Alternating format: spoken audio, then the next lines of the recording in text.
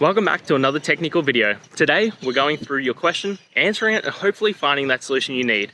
Guys, remember to stay just a little bit crazy, just like me, and hopefully get to that resolution. Now, let's get on to the video.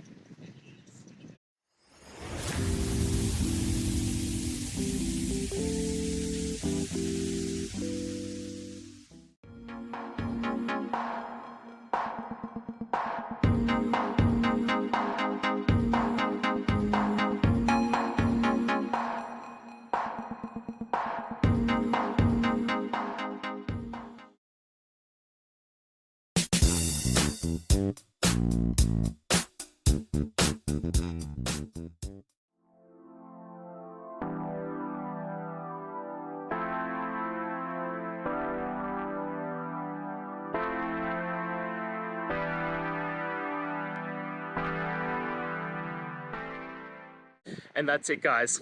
I hope we've gone through the question and found that solution you're looking for. And look, if we did, please hit subscribe. I'd really appreciate it. And until the next time you need technical help, I hope you have a good one. Cheers.